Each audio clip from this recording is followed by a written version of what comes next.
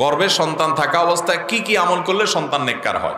গর্ভবতী মায়েরা গর্ভস্থ সন্তান যেন নেককার হয় সেজন্য তাদের সুনির্দিষ্ট করে আলাদা কোনো পৃথক কোনো দোয়া কোরআন হাদিসে বলা হয় নাই। তবে তারা আল্লাহ তাআলার কাছে ওই যে অন্য সব সময়ের মতো করে সূরা ফুরকানের ৭৪ নম্বর আয়াতের দোয়াটা পড়বেন, রব্বানা হাব লানা মিন আজওয়াজিনা ওয়া যুররিয়াতিনা কুররাতা আয়ুন ওয়াজআলনা লিল মুত্তাকিনা ইমামা।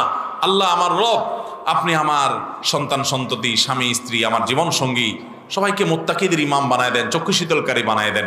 এ দোয়া আপনি পড়বেন। এর পাশাপাশি কোরআন তেলাওয়াত বেশি বেশি শুনবেন। এটা হাদিসে আলাদা করে বলা হয় নাই, কিন্তু অভিজ্ঞতা দ্বারা প্রমাণিত কোরআন তেলাওয়াত বেশি বেশি করলে এবং শুনলে গর্ভস্থ সন্তান নেককার হয়।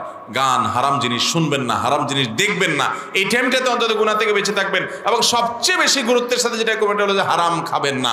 অন্য সময় তো নাই, এই টাইমে বেশি করে আরো হারাম ভক্ষণ করবেন না, তাহলে ওটা হারাম থেকে গঠিত হবে। এটা খুব ভয়াবহ একটা বিষয়।